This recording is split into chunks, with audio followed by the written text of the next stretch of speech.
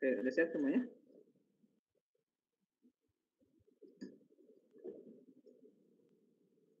Sudah. Oke, sudah saya?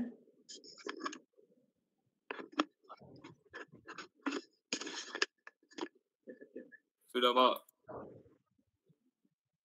Baik, saya buka dulu. Assalamualaikum warahmatullahi wabarakatuh. Waalaikumsalam warahmatullahi wabarakatuh. Baik, hari ini yang mau kita bahas tidak ke algoritma dulu lagi, tapi saya mau bahas dulu entry penerapan bagaimana si machine learning ini akan kita gunakan. Nah, ini mungkin buat insight pada saat nanti Anda akan membuat project atau menyelesaikan project akhir. Jadi sekaligus mungkin saya umumkan hari ini bahwa kita tidak akan melaksanakan ujian UAS tertulis, tapi Anda akan membuat sebuah project akhir di mana nanti Anda akan menerapkan metode-metode yang ada di machine learning untuk menyelesaikan kasus atau case gitu ya. Nah, sehingga dengan hari ini mudah-mudahan Anda bisa punya insight gitu ya, judul apa yang nanti akan Anda proposkan atau usulkan sebagai bagian dari proyek akhirnya. Pengumpulannya akan dilaksanakan di minggu kedua UAS gitu ya. Jadi nanti dikumpulkan di minggu kedua UAS. Kemudian Anda akan membuat laporan dengan format, saya share dulu.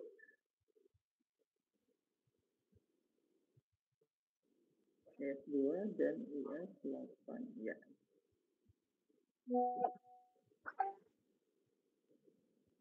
Oke, sudah saya share ke grup. Ya, itu adalah format untuk membuat laporannya. Jadi formatnya dalam bentuk jurnal.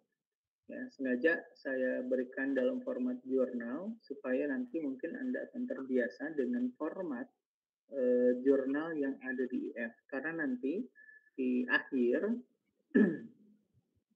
ya di ujung ya mungkin di semester 8 ataupun nanti di ketika Anda akan menyelesaikan skripsi minimal gitu ya, Anda akan membuat satu jurnal minimal. Harapannya publikasi bisa, sebenarnya sih bukan hanya di jurnal prodi, itu yang saya kasih adalah jurnal prodi, format jurnal prodi. Anda bisa share nanti publikasinya mungkin di berbagai tempat, mungkinnya minimal skalanya nasional dulu aja gitu ya. Mudah-mudahan bisa masuk untuk dipublikasi.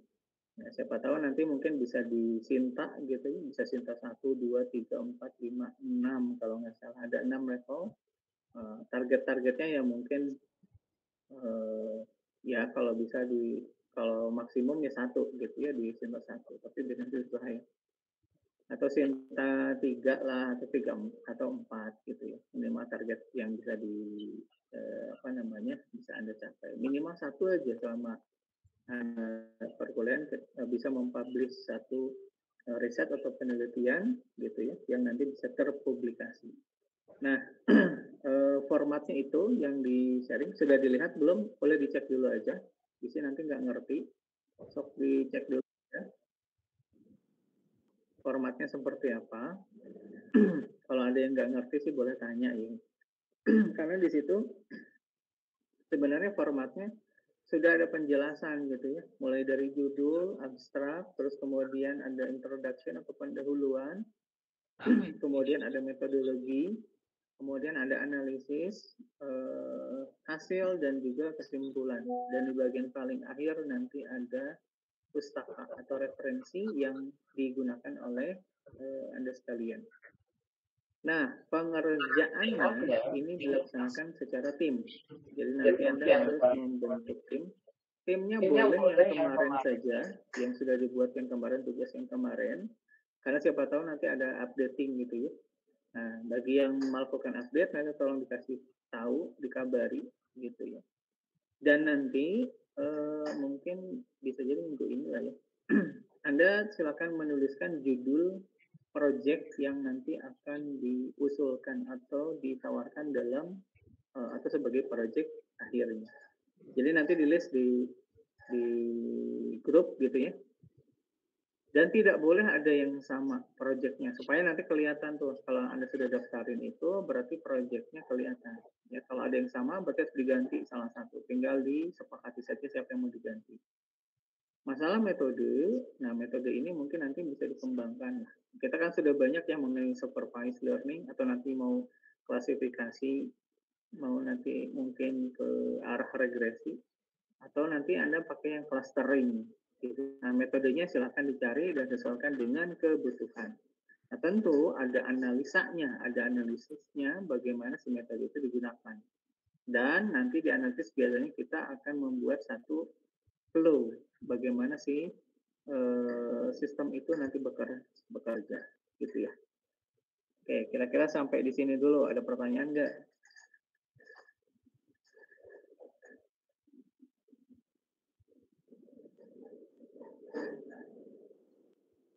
Ada yang mau tanya? Sok, mangga, Dery. Pak, untuk tugas besarnya nanti dipresentasikan atau bagaimana? Sementara ini sih saya melihatnya belum ya. Nanti dikumpulkan dulu. Cara HP-nya ini sih dipresentasikan biar kita tahu. Opsinya sih dipresentasikan gitu, opsi. Tapi nanti kita lihat waktunya cukup atau tidak. Jadi Anda tetap mempersiapkan diri dulu saja. Jadi nanti di minggu kedua ya targetnya adalah persen gitu ya. Tapi kalaupun tidak jadi berarti silakan dikumpulkan. Tapi dengan catatan programnya yang Anda buat itu harus running gitu ya, harus jalan karena kalau nanti saya periksa kan gimana kalau nggak jalan dari eksekusi. Makanya catatan ya gunakan misalkan Anda Python versionnya berapa gitu ya. Anda harus menjelaskan nanti di dalam speknya atau di dalam requirement-nya. Kamu pakai Python berapa gitu. Supaya nanti dan mungkin kalau nanti library nanti pakai library siapa tahu Anda saya harap sebenarnya pakai yang scikit-learn gitu ya. Tapi kalaupun ada yang di luar dari itu ya kamu harus cantumkan gitu. Karena siapa tahu di laptop saya nggak ada. Gitu. Bisa dipahami? Bisa, Pak. Makanya biasanya kalau tahun kemarin kita bikinin video. Kalau kemarin ya, kalau tahun kemarin kita bikinin video ini untuk mengantisipasi gitu ya kalau kita nggak sempat presentasi, jadi Anda bikinkan video masing-masing present, terus kemudian dijadikan dalam satu format. Nah, cuman itu terserah Anda. Nanti kita lihat lah. Kalau misalkan sarapan saya sih, kita nanti bisa presentasi ya, biar cepat juga gitu. Dan bisa melihat hasil bagaimana tim Anda bisa menyelesaikan sebuah kasus gitu ya. Dataset, oke. Nextnya yang perlu dipahami adalah terkait dengan dataset. Nih, dataset yang nanti akan kita gunakan. Saya sih mengharapkan datanya memang kalau sekiranya dapat ya data primer. Tapi kalau misalkan nggak dapat, silakan menggunakan data sekunder, gitu ya. Data sekunder yang bisa Anda gunakan. Tapi yang relevan dengan kasus ya. Jangan ngambil kasus atau topik-topik yang terlalu ini. Anda nggak paham dengan apa sih dataset itu yang digunakan. Karena nanti yang mau kita coba adalah kebutuhan ke depan gitu. Kalau nanti kayak di lapangan seperti apa sih gitu dataset yang dibutuhkan, baik itu di industri, baik itu mungkin nanti dalam pengembangan di masyarakat gitu ya. Apa yang bisa diterapkan nanti dengan machine learning-nya gitu. Jadi jangan hanya sekedar misalkan saya ngambil dari CI Pak, saya ngambil dari Kaggle Pak, tapi Anda sendiri nggak ngerti datasetnya gitu. Itu dataset apa gitu. Jangan sampai kayak kemarin pernah kita bahas ya waktu terkait dengan masalah dataset nih. Ya, jangan sampai Anda tidak mengerti atau memahami problemnya. Jangan hanya cuma sekedar ada data terus kemudian gunakan metode di machine learning selesai, nggak gitu. Makanya nanti di dalam format laporan itu kan ada analisa. Analisisnya apa yang kamu lakukan, prosesnya bagaimana, dan hasilnya, resultnya seperti apa, gitu. Ya, makanya nanti dilihat dulu di format jurnal. Nah, dalam format jurnal ini biasanya jumlah halamannya memang terbatas, tidak sampai puluhan halaman gitu ya. Kadang kita cuma bikin kalau di app mungkin maksimumnya bisa 10 sampai 11 halaman aja. Nah, artinya Anda akan belajar mensarikan, belajar untuk mengintisari dari tulisan Anda dari sekian puluh halaman itu. Kalau dalam skripsi nanti ke depan kan mungkin ada jumlah halaman juga yang harus dipenuhi gitu ya, minimal berapa puluh halaman gitu ya. Nah, sedangkan kalau format jurnal kan lebih padat isinya yang nanti Anda harus buat gitu. Karena jumlah halamannya bahkan kalau dalam jurnal-jurnal internasional mungkin bisa cuma 7 halaman, itu maksnya 7 kalau nggak salah. Kalaupun Anda misalkan lebih dari cas biasanya kayak gitu. Jadi supaya Anda mau belajar untuk menulis paper gitu. Oke. Ada yang bertanyakan? Kalau sudah dipahami, saya mau lanjut. Kalau belum paham, sok boleh tanya dulu.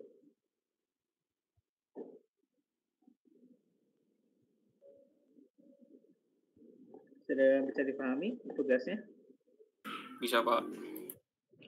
Oke. Kalau ada hal yang kurang jelas, clear, nanti boleh tanya di chat ya. Makanya saya kasih kesempatan dulu nih.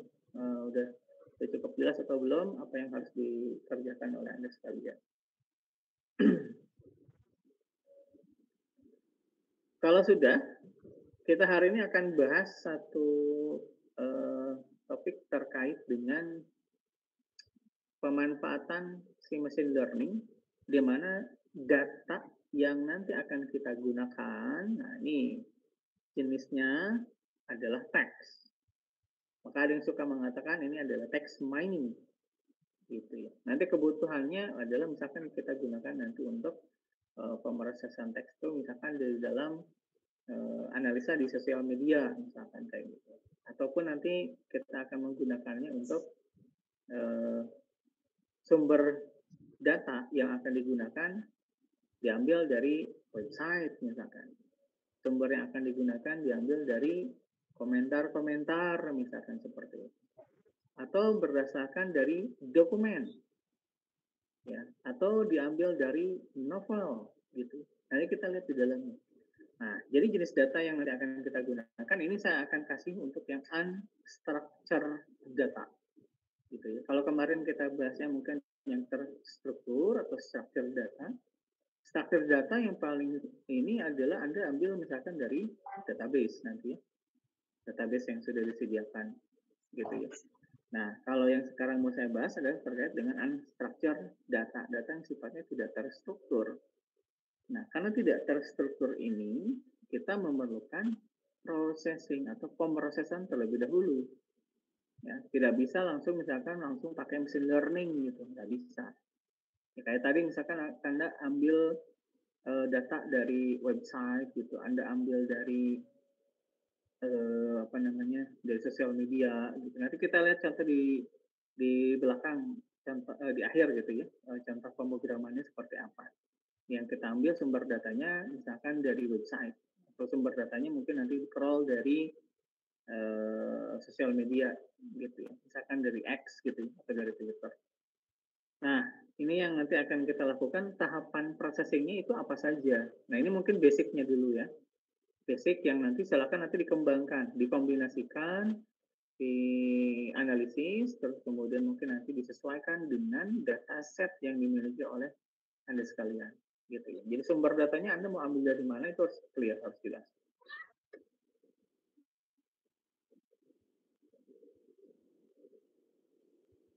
Oke. Nah, selain teks, tentu unstructured data ini bukan hanya teks aja nanti. Ke depan, ya mungkin mudah-mudahan kalau nggak di minggu depan sekali lagi. Kita bahas mungkin pakai image, kita bahas mungkin video, kita bahas mungkin audio. Itu jadi sifatnya unstructured data. Tapi kalaupun nggak keburu, biasanya saya bahas nanti mungkin di fitur engineering ya. Jadi ini untuk memberikan gambar awal dulu deh gitu ya. Nah, karena nanti jenis data yang mau diolahnya dengan machine learning itu kan bukan hanya data yang terstruktur, tapi ada juga yang tidak terstruktur kayak yang saya bilang. Ada teks, ada image, ada video, ada audio, dan sebagainya. Nah, sekarang akan lebih banyak mengarahnya seperti itu. Gitu ya. Karena sumber-sumber data yang ada saat ini kan kalau misalkan Anda menggunakan data primer kan susah gitu. Maka salah satu cara yang bisa Anda gunakan, ya misalkan ngambil dari website, ngambil dari sosial media gitu. Anda ambil dari portal, berita, news dan sebagainya. Nanti kita lihat. Oke. Bentuk teks. Nih, sekarang kita lihat dulu bentuk-bentuknya. Bentuk teks itu banyak banget ya, gitu. Yang nanti bisa Anda kembangkan dan bisa Anda olah. Nah, siapa tahu nanti ada yang tertarik di sini untuk dikembangkan lebih lanjut. Nah, kemarin juga pada saat ini kita menggunakan data set yang kita pakai itu nanti bisa macam-macam. Anda bisa menggunakan dari database, Anda nanti bisa menggunakan sumber datanya ya, bisa dari website, Anda bisa menggunakan dari sosial media dan macam-macam kalau sekarang gitu kebutuhan. Dan ini harus masuk ke dalam processing. Nah, kalau Anda perhatikan di sini ada beberapa contoh nih. Misalkan nih, boleh dari paling atas nih, ada testimoni. Ya, kalau Anda perhatikan kan ada review produk, kemudian atau testimoni produk, testimoni jasa, review jasa, dan sebagainya. Nah, ini kan sekarang jadi penting gitu. Ketika sebuah, misalkan nih kasusnya, kalau kasusnya Anda ingin mau launching produk gitu ya, maka kita survei pasar gitu, survei market gitu untuk lihat nih kira-kira produk yang ingin dibangun harus bagaimana, masukannya harus bagaimana gitu ya. Itu sebagai inputan nantinya. Ya, mungkin ada yang disebut dengan customer apa istilahnya ya. Jadi custom gitu. Jadi ada produk yang dibuat itu berdasarkan customisasi dari si customer. Jadi customer ketika sudah punya produk yang sebelumnya nge-review, terus kemudian dikasih komentar, like, dislike, suka tidak suka, atau kasih rating dan seterusnya. Atau yang kasih testimoni.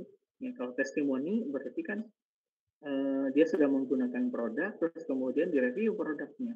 Kira-kira seperti apa? Apakah misalkan kan suka ada tuh contoh di ini ya, di e-commerce misalkan nih, kalau tidak salah ya, di e-commerce itu kan ketika Anda udah selesai transaksi, biasanya di ujung suka ada Anda memberikan penilaian, dikasih level tuh, dikasih bintang biasanya kan, dikasih bintang. Dan yang kedua ada komentar biasanya. Selain bintang, kalau bintang doang bisa, atau yang kedua tambahin komentar. Nah, komentar-komentar itu yang nanti dianalisis gitu, bisa. Ada sekarang misalkan recommended seller atau misalkan pengiriman cepat tapi produknya bla bla bla. Ada yang kayak gitu. Pernah lihat kan atau pernah melakukan itu? Di e-commerce mungkin suka pernah di Shopee atau di Tokopedia atau di yang lain gitu. Pernah melakukan hal itu kan? Pernah, Pak. Bisa kelihatan kan kamu melakukan apa namanya rating gitu kan, kasih penilaian. Nah, itu. Nah, sehingga itu akan dijadikan diolah lagi sebenarnya. Bukan hanya untuk si sellernya itu sendiri, tapi terhadap produknya. Sebenarnya produk-produk yang mungkin nanti bisa sejenis dan sebagainya. Oke, next. Ini kasus berikutnya misalkan adalah di news atau berita. Berita. Sekarang mungkin berita lagi politik pasti ya. Politik pasti, karena mungkin mau pemilu nih. Bentar lagi kan Anda mau milih ya. Berapa hari lagi, 2 minggu lah kira-kira, 14 hari lagi ke depan gitu ya. Berita sekarang itu kan berseliweran tuh, berita-berita yang ada saat ini kan berseliweran. Nah, mungkin nanti Anda bisa menggunakan machine learning-nya untuk apa? Misalkan digunakan untuk menyaring informasi, bisa digunakan untuk apakah ini berita nyari sentimennya, ya, apakah berita ini mengandung hoax atau tidak. Berita ini mengandung kata-kata sarkasme atau tidak. Sarkasme itu kata-kata kasar ya.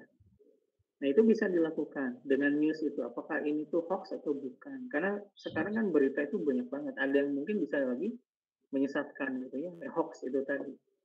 Nah, ataupun bukan berita politik saja. Mungkin yang lagi ramai ya kayak artis lah. Mungkin diisukan meninggal kah. Atau misalkan diisukan ditangkap. Atau misalkan narkoba dan sebagainya. Itu kan berita tuh banyak banget. Nah, machine learning Anda gunakan misalkan untuk memfilter itu. Mana yang hoax, mana yang bukan, gitu ya. Nah, mana yang nanti itu berarti kan jatuhnya klasifikasi. Sentimen, misalnya. Kalau sentimen klasifikasi juga. Ini beritanya positif atau kira-kira beritanya negatif, gitu ya. Sentimen berita tertentu, apakah paslon, apakah mungkin caleg, gitu ya, punya ada berita positif atau negatif. Nah, kalau kemarin yang sudah dilakukan, ini saya kasih contoh kasus mungkin. Di kasus pada misalkan pemerintahan, Anda mau analisa pemerintahan, misalkan. Ini kira-kira respon masyarakat terkait dengan program-program pemerintah, kira-kira sentimennya positif atau negatif. Artinya direspon baik atau tidak baik. Misalkan gitu ya. Tidak baik dalam arti kutip, dia mungkin bisa nggak terima gitu ya. Yang lagi rame nih sekarang gitu ya. Ada program-program pemerintah. Nah itu dicek, nah itu dicari, nah itu dicari. Nah artinya dengan berbagai macam portal, ya, berita atau website-website yang menyebarkan informasi tersebut. Nah itu kamu bisa gunakan machine learning untuk menyelesaikan kasus tersebut. Karena kalau misalkan kita melakukannya manual satu-satu, nggak akan mungkin gitu ya manusia untuk melakukan processing seperti itu. Bisa sih, ya tapi butuh waktu, butuh biaya yang mungkin lama dan seterusnya. Next, kasus berikutnya contoh lagi adalah apa nih? Iklan juga bisa. Terus lirik bisa ya. Lirik untuk mencari misalkan berdasarkan kata gitu ya. Atau misalkan nanti itu kalau lirik mungkin mencari kata, ingin tahu misalkan siapa penyanyi atau pencipta gitu, itu bisa. Terus kemudian mungkin ini tulisan bahasa Indonesia atau di website lagi yang tadi contohnya adalah summarization. Nanti kita lihat yang di belakang-belakang lah, contoh ada beberapa hal yang bisa digali dari situ. Jadi dalam bentuk-bentuk teks ini bisa jurnal, bisa teks, komentar, novel, dan sebagainya. Ya, kita contoh ini. News. Nih, sumber berita dari mana? Dari Kompas, dari Okezone, CNN, Tempo. Ini berita-berita besar nih, portal-portal news besar gitu. Dan bisa bayangkan, atau Detik nih nggak masuk, detik.com gitu yang trafficnya tinggi kan, Detik, Kompas gitu ya. Kalau Jabar mungkin Pikiran Rakyat dan sebagainya, itu kan portal-portal berita semua. Nah, mungkin koran udah nggak ada kali, sudah diganti dengan digital gitu, atau koran digital bahasanya sekarang ini digitalisasi. Nah, dari sini apa yang bisa kita lakukan? Anda mau melakukan yang namanya mungkin text summarization atau peringkasan. Dari sekian banyak portal, dari sekian banyak berita, kamu ingin buat intisari gitu. Ini tuh ngobrolin apa? Karena kalau Anda perhatikan di news, sebenarnya kan beritanya itu mirip gitu ya. Cuman portal yang menyajikannya beda-beda. Gitu. Bahkan mungkin ada juga yang ngasih feeding gitu ya. Beritanya sama tapi dipublikasi di beberapa website. Jadi sebarin gitu, kasih feeding. Nah, seperti itu. Bahkan mungkin yang bukan portal-portal berita juga kalian suka mensitasi atau kasih feeding seperti itu. Nah, artinya kalau misalkan nanti machine learning kita gunakan untuk apa? Text summarization. Melakukan summarisasi, ringkasan. Jadi di dalam sekian banyak kalimat paragraf, gitu, paragraf-paragraf itu ringkasannya jadi apa? Meringkas. Nah, tentu ringkasan ini akan bermanfaat bagi orang-orang yang ingin cepat dapat informasi tanpa harus baca keseluruhan kan? Ya daripada mungkin baca seluruhnya kan kadang suka bahasa sederhana kita mah apa? Kalau buku mah namanya sinopsis. Tahu sinopsis? Tahu, Pak. Kan kalau Anda lihat buku, di belakang buku kan suka ada tuh sinopsisnya. Buku ini tuh cerita apa sih gitu, ringkasan intisarinya apa sih gitu. Kadang kan dengan sinopsis itu kadang kita ingin baca gitu. Oh iya ini menarik nih, saya butuh buku ini dan seterusnya. Nah, selain itu, terkadang Anda bisa kita gunakan juga. Pak, saya mau gunakan untuk review film gitu kan, suka ada tuh. Anda belum nonton filmnya, gitu ya. Kemudian pengen tahu nih review orang-orang gitu ya, film itu bisa apa enggak. Nah, bisa aja conversation cari.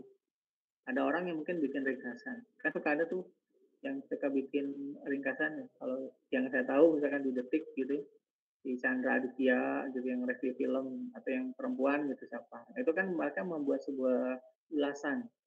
Ya, ulasan dari sebuah film. Nah, itu kan kadang kita suka ingin tahu tuh. Kalau nggak mau spoiler gitu maksudnya. Kadang ada suka yang nulis spoiler kan.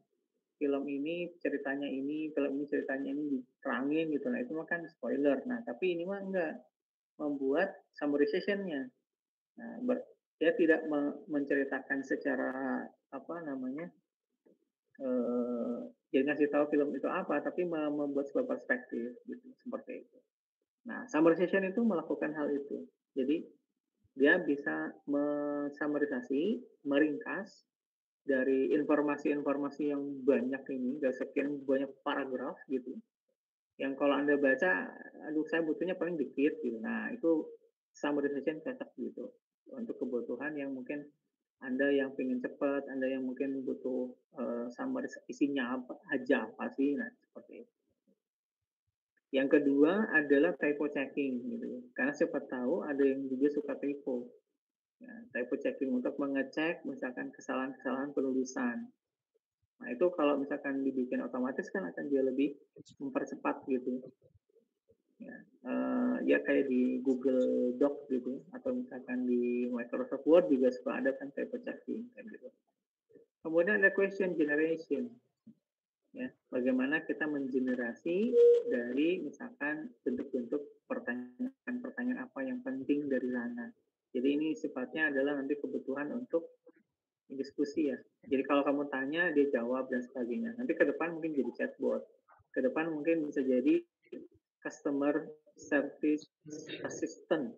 Sekarang itu ada CS, iya, namanya. Yang pernah saya bilang pengembangannya.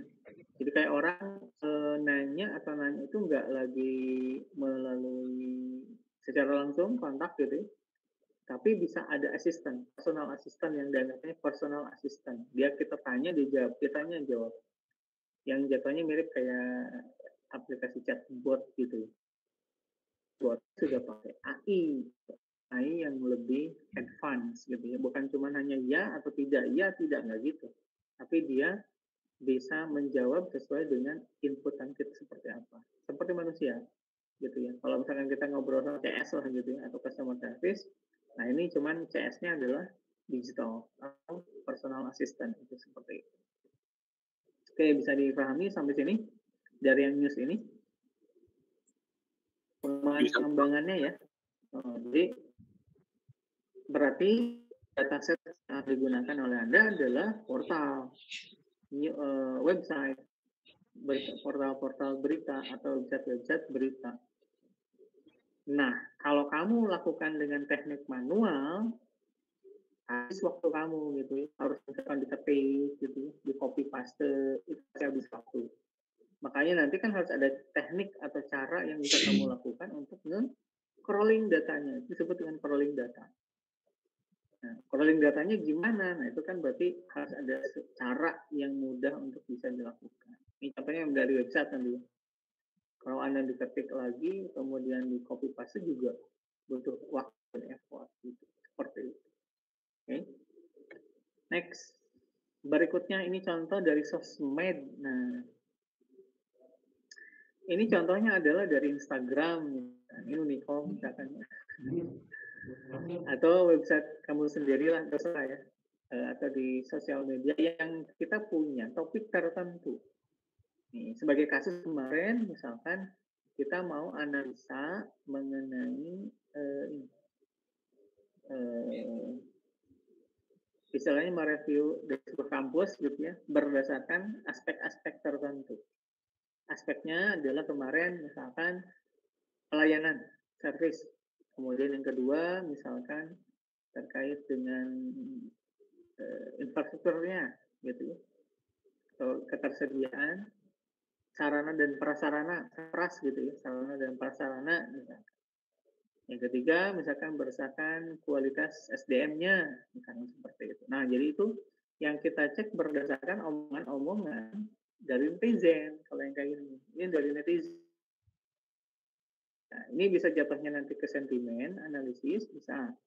Jadi mau menganalisa komentar-komentar netizen itu seperti apa? Apakah positif di reviewnya atau di responnya ataukah negatif? Sentimen analisis. Nah, ada yang lebih dalam dari sentimen analisis, yaitu sentimen analisis berbasis aspek. Contohnya yang tadi saya bilang, bagaimana mereview sebuah kampus misalkan ya, dilihat berdasarkan aspek layanannya, kemudian mungkin dari SDM-nya, penelitiannya, atau misalkan nanti sarana dan prasarananya, biayanya, siapa tahu ya, biayanya. Nah, itu jadi banyak parameternya. Nah, kalau yang tadi aspek base, berarti itu sudah ada kriteria tertentu yang telah ditetapkan atau ditentukan. Nah, siapa tahu nanti Anda interest ke sana ya.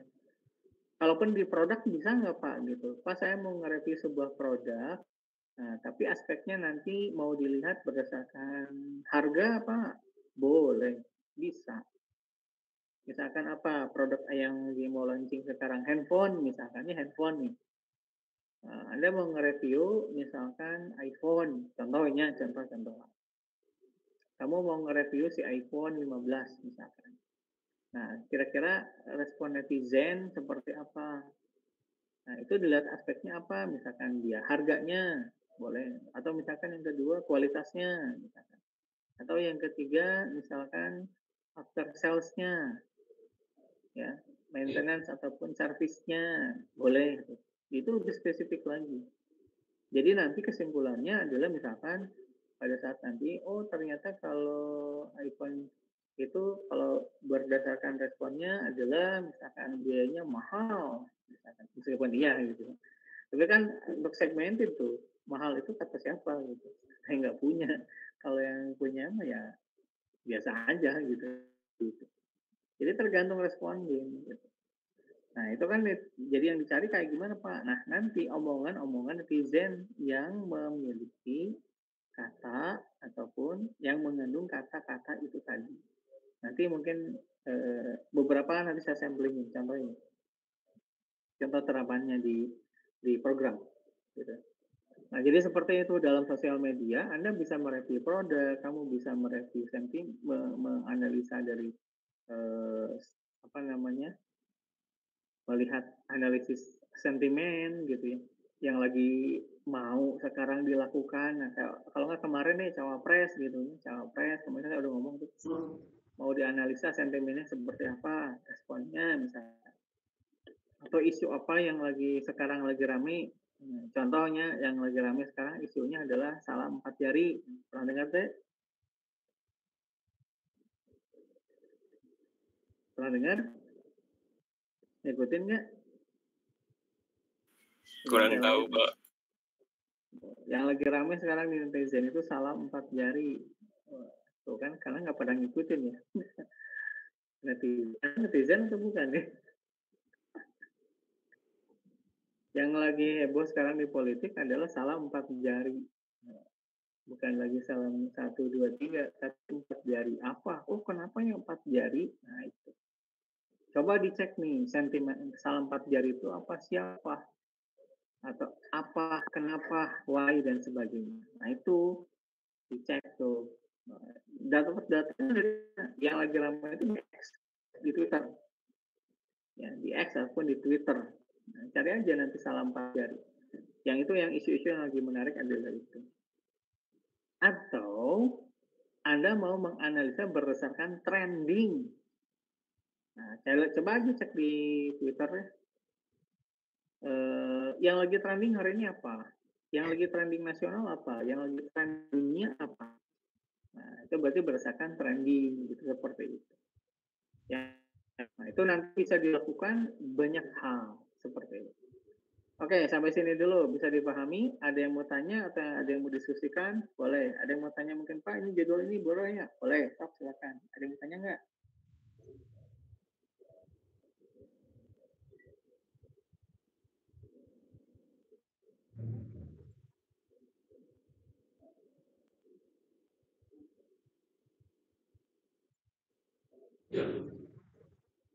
Kebayang nggak ini masalahnya? Bisa terbayang nih. Kebayang, Pak. Nah, kebayang susahnya atau kebayang atau bingung atau apa? Udah tahu belum? Ngikutin nggak? Jangan-jangan. Ini contoh ya, ini kan contohnya di kampus nih. Pemeriksaan mata gitu ya. Ini kan contoh lama nih. Nah, terus kemudian dicek nih berdasarkan ininya ternyata ada yang bilang ayo gitu ya, ada yang kuy. Nanti nemenin bla bla bla. Itu kan berarti responnya positif. Berarti itu kan berarti masuknya klasifikasi gitu ya. Itu respon. Dari sini, Pak mau pakai metode apa? Ingat, belajar klasifikasi. Klasifikasi metodenya apa aja? SPM, KNN, NAIF, dan sebagainya. Olah, gitu ya. Paham sampai sini? Paham, Pak. Yang lain nih, selain teori, ngerti nggak? Yang saya omongin nih, jangan-jangan nggak ngerti. Paham tidak? Coba yang lain. Dia nggak ngerti. Tanya nih. Saya jelaskan. Halo? Tolong direspon, bisa dipahami apa yang saya jelaskan nggak? Paham, Pak. Bisa sedikit, Pak. Sedikit. Yang nggak ngertinya apa? Karena masih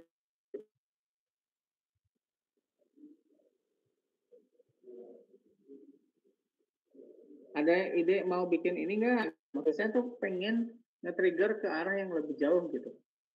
Sebelum nanti kalau data terstruktur mungkin nanti jatuhnya ke arah data mining gitu ya. Penggunaannya untuk ke mining data. Biasanya sih kita gunakan bisa untuk di perusahaan kayak apa untuk nge-review produk gitu ya. Biasanya kalau sudah yang ke data mining, biasanya kita larikan untuk ke service, produk, atau analisa untuk misalkan nanti. Itu tergantung kasusnya. Makanya kalau sekarang Anda punya kasus, kita bisa diskusi. Anda punya kasus apa yang mungkin nanti bisa diarahkan. Ya, makanya nanti datasetnya ini harus benar-benar dulu dipahami. Baru nanti kita tetapkan machine learning-nya buat apa gitu. Paham ya? Kalau sekarang akan saya arahkan untuk ngarah ke kasus gitu, by case. Ke kasus-kasusnya. Jadi supaya Anda paham gunanya machine learning itu untuk apa. Ya. Oke, bisa dipahami sampai sini? Sebelum Bisa, saya lanjut. Pak. Oke. Nanti kalau ada yang sudah punya dataset, boleh tanya ya, Pak, kalau kayak gini kita bisa nggak untuk usulin dulu gitu. Kamu punya ide apa, nanti bisa diskusikan. Atau nanti kalau nggak sekarang, bisa di pertemuan berikutnya ya. Oke, apa yang bisa dilakukan dengan sosial media? Sentimen analisis. Tadi udah saya jelasin. Oh, ini bisa positif reviewnya, bisa negatif reviewnya, atau yang lebih dalam lagi namanya aspek base, gitu ya. Bisa mengecek berdasarkan setiap aspek-aspek tadi yang telah ditentukan. Information extraction, ya. Kalau menurut saya ini potensial banget. Setahu saya di Indonesia perusahaan yang hanya yang fokus pada atau misalkan yang buat untuk social media analytic, social network analytic itu masih dikit. Ya. Yang saya tahu cuma 2 perusahaan. Jadi peluangnya masih besar untuk Anda bisa terjun di bidang ini. Ya, sebagai seorang nanti ke depan data scientist, bagaimana Anda bisa memanfaatkan sosial media sebagai input untuk pimpinan, sebagai informasi atau dukungan data kepada pimpinan. Jadi ke depan kalau ada orang ngomongin big data, big data salah satu inputannya dari sosial media, kamu bisa tampilin hasilnya. Oh iya benar gitu seperti itu. Jadi omongan netizen yang sekarang itu benar atau tidak, nah kamu bisa cek gitu. Pakai mesin tentunya. Jadi bukan hanya berdasarkan isu ini ya, hanya omongan gitu, tapi kita analisis berdasarkan pakai metode, algoritma, pakai teknologi gitu seperti itu. Oke, next. Testimoni. Nah, testimoni saya yakin tadi saya udah singgung sedikit dengan produk. Kalau tadi produk, kalau sekarang misalkan ada orang yang ngomong di website. Ini kan contoh website nih. Kalau enggak, Anda cek misalkan di e-commerce, ya. Kalau ada komentar-komentar, ada testimoni, gitu ya. Kalau testimoni, ya itu nanti kita bisa cek. Menurut saya ini contoh ya, kamu terbaik gitu. Dari segi marketing, contoh aja ini kan. Di skripsi ditolak terus dan disuruh cuti terus. Apa gunanya dosen pembimbing? Harusnya dibimbing bukan ditolak dan disuruh cuti. Kira-kira ini reviewnya positif atau negatif? Negatif, Pak. Negatif. Nah, kan bagaimana mesin bisa tahu positif dan negatif? Kalau seperti manusia gitu, manusia kan bisa, oh ini negatif Pak, itu. Manusia bisa bilang ini negatif. Nah sekarang mesin gimana caranya dia bisa bilang negatif? Nah berarti ada parameter. Itu ya, paham nggak maksud saya? Oke. Nah ini yang pengen saya trigger tuh ke sana gitu deh. Gitu. Anda bisa menggunakan machine learning ini tuh untuk hal-hal yang dalam tanda kutip ya positif nantinya. Oh si machine learning itu ternyata bisa ini ya, dia bisa itu ya. Gitu. Oke. Ini contohnya lagi, misalkan kasus lain nih. Nge-review misalkan bintang 4, bintang 3, bintang 2, bintang 1. Bintang 5 ada satu lagi. Itu kan untuk menganalisa misalkan apakah sebuah produk itu kira-kira baik nggak di mata customer gitu. Ataukah buruk. Nah kalau buruk nanti kamu bisa cek. Berarti kan yang bintang level satunya itu nanti dianalisa. Ini contoh nih. Rata-rata nilai yang ini. Mana nih? Nah, saya kasih analisa misalkan. Ini kan yang input data ada 443. Coba kalau kamu ada yang udah pernah kalau lihat di e-commerce, itu mungkin kalau yang udah, kan ada suka ada leveling tuh. Kalau e-commerce itu ada yang, namun istilahnya ya, diamond, karir itu lah pokoknya mah. Kalau di Shopee saya nggak tahu di Shopee apa istilahnya. Paling tinggi levelnya apa? Ada yang diamond kan kalau di Tokopedia mungkin diamond gitu ya, atau pakai gold, pakai silver, istilah-istilah pakai itu. Kalau di Shopee apa ya coba? Kalau di Shopee apa? Platinum, nah, berarti kamu ini ya, user Shopee berarti ini. Platinum paling tinggi. Oh iya, ada gold, paling tinggi platinum. Nah, kalau yang lucu-lucu kan kayak misalkan di apa ya, Bukalapak kalau nggak salah ya, General gitu atau apalah gini level-level kayak gitu. Nah, coba lihat nih, kalau produknya banyak, orang kan kita memunculkan apa di sini? Trust ya, percaya, benar nggak? Memberikan kepercayaan kepada kita, oh ternyata produknya asli, produknya ori, atau produknya nanti KW dan sebagainya. Review ini penting. Sekarang review ini jadi penting buat kita sebagai calon customer untuk ngecek dulu nih. Oh ternyata si pedagang, misalkan si pedagang ini ternyata reviewnya bagus, ratingnya bagus. Nah, kita kan percaya jatuhnya gitu. Tapi kalau misalkan ada pedagang yang udah dikasih komentarnya jelek, ratingnya juga jelek, kira-kira Anda mau beli apa enggak? Udah pasti gitu ya. Padahal kan belum tentu dia itu jelek, benar nggak? Belum tentu kan? Karena siapa tahu kesalahan itu bukan diakibatkan oleh si penjual, bisa jadi kan. Gitu. Tapi kan dengan orang ngelihat kayak gini tuh udah langsung, wah ya jelek ini pasti. Paham nggak maksud saya? Mbak. Ya, jadi si rating ini tuh kadang sekarang suka jadi senjata buat kalau kita buat customer memberikan kepercayaan, buat si penjual ini tuh akan jadi satu trademarknya mereka. Oh, aku dipercaya loh sama orang gitu. Jadi mereka khawatir gitu, kan suka kalau mereka dikasih rating jelek pasti turun gitu dan sebagainya. Itu review itu akan membantu. Ini bisa dilakukan sama manusia bisa, tapi effort banget gitu. Kamu mau membuat itu lakukan seperti itu. Makanya Kenapa kita suruh, ya udah mesin aja yang melakukan itu. Tapi kebayang dong kalau kamu harus menganalisa satu persatu kalimat-kalimat kata yang ada di sini. Butuh waktu, butuh biaya yang besar kalau Anda menggunakan manusia. Makanya tugasnya kita kasihin ke mesin. Mesin bisa nggak menganalisa dari setiap kata itu? Kan ini pentingnya untuk apa komentar di sini? Oh, masukan dari netizen apa, masukan dari customer apa, kurangnya apa, kelebihannya apa. Itu menjadikan sebagai input buat si penjual. Gitu. Nah, makanya Anda bisa ini tuh menarik banget. Kan Anda diarahin nanti calon data scientist gitu. Kira dengan scientist itu diharapkan Anda bisa membantu si perusahaan itu untuk menganalisa yang kayak begini.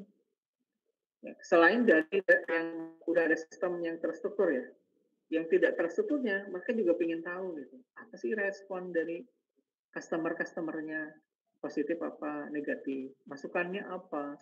Nah, karena kalau komentar-komentar kayak gini kan, kalau pakai manusia, wah itu pasti butuh waktu dan biayanya pasti besar, lama gitu ya. Pakai mesin, ini bisa lebih cepat. Itu tujuannya kenapa kita pakai machine learning. Paham?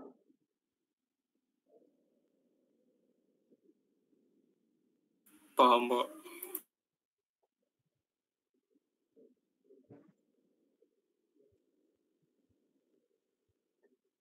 Waduh.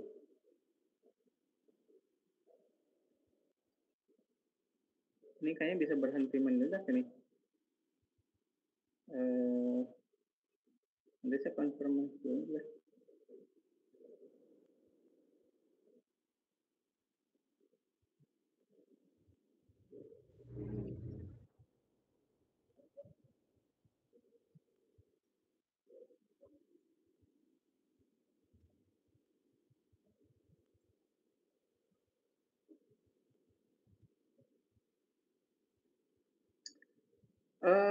Mohon maaf, sepertinya ini saya ada instruksi dadakan. Kita bisa lanjutkan nanti nggak? Saya ada rapat dadakan ini dipanggil. Harus mengikuti rapat dari Pak Rektor.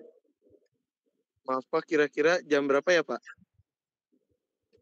Kita siang berarti. Teruskan siangnya. Jam 1 bisa?